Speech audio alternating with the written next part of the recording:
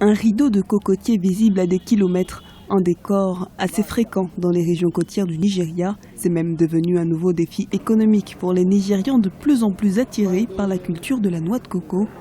Au moment où le gouvernement s'active pour stimuler le secteur agricole, les acteurs de la filière veulent en faire un symbole de la renaissance agricole du pays qui traverse une grave crise économique depuis plusieurs mois.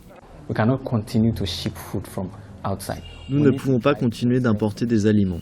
Nous devons tendre vers l'autosuffisance, donc quelque chose doit être fait dans le financement de l'agriculture, de sorte que les gens qui veulent vraiment s'orienter vers le coco se disent « Ok, il y a certainement des perspectives, il y a le marché ». Le marché justement s'élargit de plus en plus, une expansion favorisée surtout par le développement des entreprises de transformation des produits agricoles. C'est le cas de Green Spout Industries, une des start-up qui se positionne pour donner un coup de pouce au secteur agricole du Nigeria. Mise sur pied il y a environ un an par deux amis, cette entreprise nichée au centre de la capitale économique Lagos s'est lancée dans la transformation de la noix de coco.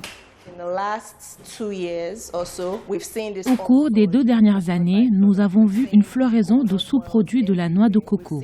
Nous voyons des huiles de coco partout, nous voyons des gens faire des savons à partir d'huile de coco et puis nous voyons l'eau de noix de coco sur le marché. Donc je pense qu'il va certainement se développer.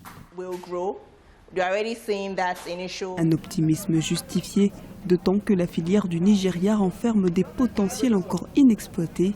Sur 1,2 million d'hectares de terres arables disponibles, seuls 36 000 sont actuellement exploités. Le gouvernement a annoncé la distribution prochaine de graines hybrides capables de produire des noix en moins de 4 ans pour aider les producteurs à stimuler leur production.